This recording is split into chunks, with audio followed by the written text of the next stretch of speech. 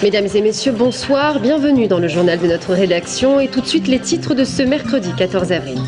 EDF n'honorerait pas sa facture. Un rapport parlementaire lui reproche de ne pas investir suffisamment dans les projets de sa filiale ERDF nécessaires au bon développement du réseau d'électricité en France.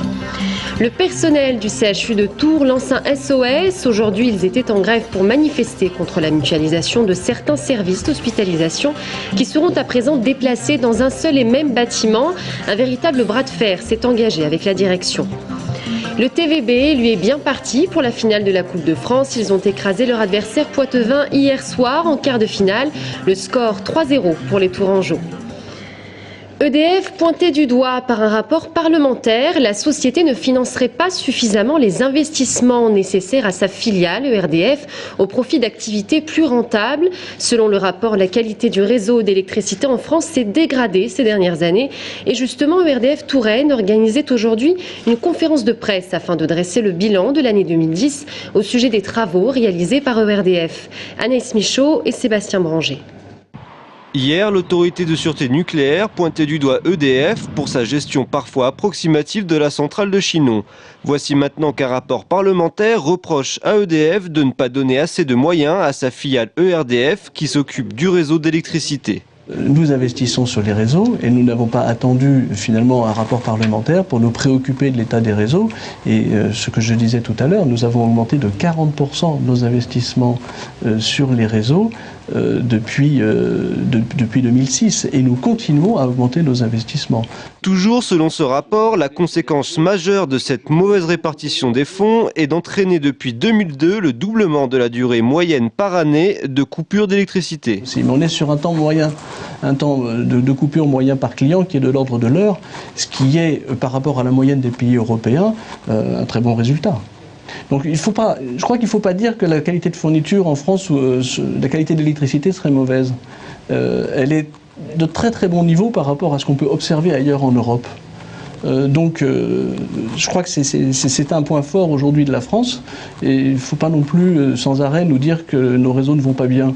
En tout cas, en Indre-et-Loire, le réseau se porte plutôt bien avec une intensification cette année de l'enfouissement des lignes, mais aussi sa modernisation, notamment dans l'agglomération tourangelle, où l'arrivée du tram n'y est pas étrangère. Une rallonge pour la LGV Tours-Bordeaux. Le groupe Vinci, choisi pour construire et exploiter le tronçon Tours-Bordeaux, réclame plus de participation financière à Réseau Ferré de France, soit 60 millions d'euros sur un budget initialement fixé à 7,2 milliards d'euros. Une somme qui s'explique par l'augmentation du coût des matières premières. Le contrat de concession définitif aurait dû être signé avant le 28 février. Les négociations s'annoncent difficiles. Débrayage au CHU de Tours, le personnel était en grève cet après-midi pour manifester contre la mutualisation des services qui déménageront à présent dans un bâtiment unique. Le personnel redoute ainsi des suppressions de postes ainsi qu'un accueil négligent pour les patients. Julien Gauthier. Un bâtiment flambant neuf, 4000 m² de surface, prêt à accueillir personnel soignant et patients dès cet été. Oui mais voilà, les blouses blanches ornées de bannières syndicales le refusent, malgré ce qui pourrait pourtant sembler être des avancées. Il y a une augmentation des lits d'hospitalisation de nuit pour prendre en charge les EEG de sommeil avec une diminution du délai d'attente. Il y a une augmentation de la capacité de l'hospitalisation de jour en neurologie. Nous, on est d'accord avec toutes ces augmentations de prise en charge, mais pas au détriment de la qualité des soins et pas en diminuant des personnels. Le bâtiment est destiné à accueillir 3 grands services, ORL, ophtalmologie et neurologie. 3 services qui représentent 380 agents. Un rassemblement synonyme pour les syndicats de mutualisation des moyens et par voie de conséquence de suppression de postes. La néphrologie, c'est l'avant-dernier service à avoir déménagé. Cette année, on leur doit 300 jours de repos de l'année dernière, tout simplement parce que les effectifs n'ont pas été suffisants lors de la restructuration. 70% du budget de l'hôpital est consacré au personnel. Dans les 30 autres pourcents, ce sont les bâtiments, les blouses, les crayons, les médicaments, les IRM, le matériel, etc. Donc on imagine bien que dans une période où il y a des consignes de données de réduire le nombre de dépenses dans la santé, eh bien c'est ce qu'on appelle le personnel qui est la variable d'ajustement, c'est-à-dire qu'on réduit le personnel. Devant la direction aujourd'hui, les syndicats ont par conséquent rappelé leurs revendications, parmi lesquelles la non-mutualisation des services d'ORL et d'ophtalmologie, le maintien des accueils par service et le renforcement du personnel aussi bien pour les soins que pour le secrétariat ou encore l'entretien des locaux. Vers une ouverture à gauche dans le 41, Maurice Leroy, ministre de la Ville et président nouveau centre du Conseil général du Loir-et-Cher, a annoncé le nom de sa nouvelle directrice de cabinet. Il s'agit de Béatrice Arruga, une ancienne conseillère générale socialiste à la région Centre. Elle vient de démissionner de son poste d'adjointe à la mairie de Vendôme. Enfin, en 2002, elle avait perdu les législatives et justement face à Maurice Leroy. Le TVB en grande forme hier soir. Les joueurs tourangeaux ont balayé les Poitevins en quart de finale de Coupe de France. Le score 3-7-0, une victoire qui les propulse dans le Final Four. Ils se déplaceront ce week-end à Paris, au stade Pierre-Coubertin.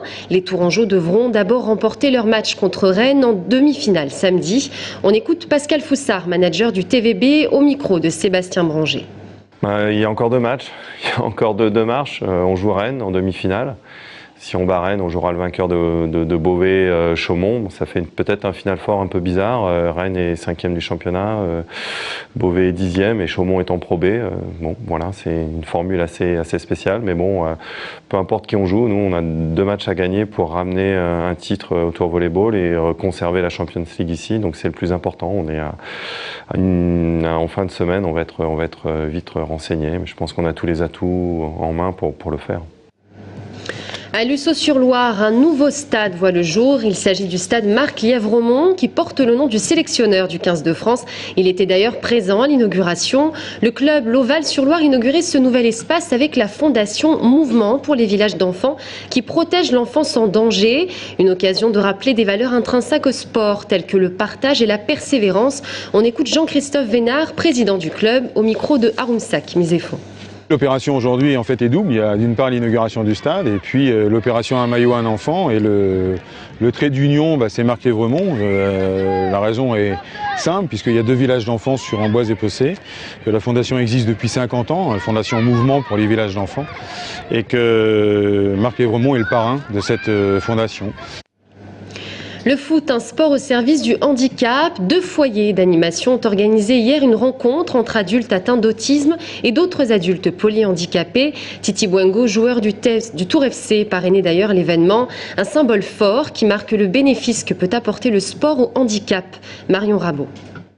Prenez une après-midi ensoleillée, un terrain de football et un ballon et vous obtiendrez alors le parfait mélange pour un match de foot.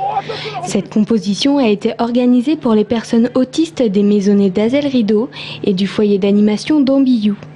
Le but de cette opération permet de les revaloriser et de les inclure dans la société. C'est de se réunir tous autour du foot, de faire découvrir aux résidents les valeurs du foot et après de montrer aussi aux gens que le foot peut aussi être diversifié dans plusieurs milieux et qu'on peut s'ouvrir aussi au monde extérieur, avoir un équipement comme les autres, avoir nos supporters, avoir nos musiciens. Ambiance festive et musicale pour ce match avec Titi Bouengo, joueur du TFC et parrain de l'événement, pour donner le coup d'envoi. Un encadrement digne des plus grands pour ce match amical, puisqu'il était arbitré par Frédéric Frémont, arbitre officiel du TFC. Cette rencontre permet aux résidents de s'ouvrir aux autres et de partager une après-midi sportive. Pour permettre à mes résidents de rencontrer d'autres personnes, notamment les personnes du foyer de Zel Rideau. Donc c'est très intéressant pour ça, c'est que ça leur permet d'aller vers l'extérieur, de partager des choses autour du sport. Même si l'activité en elle-même n'est pas forcément leur activité préférée, ils adorent venir sur ce genre de manifestations pour échanger, pour faire la fête tout simplement. C'est un jour de fête pour eux, pour nous. C'est très intéressant et très enrichissant. Voilà. Pour les résidents, c'est également l'occasion de rencontrer des joueurs professionnels. Voir en match d'entraînement, discuter avec les joueurs, voir leur âge, comment ça se passe, tout ça, et puis quand ils s'entraînent au foot. À la fin, pas de vainqueur ni de perdant, juste un agréable moment de partage fêté lors de la fameuse 3e mi-temps. Fin de cette édition, merci de nous avoir suivis. Notre invité de la rédaction ce soir est Étienne Klein, qui vient nous présenter son tout dernier livre, Le Small Bank des nanotechnologies. On en parle dans un court instant.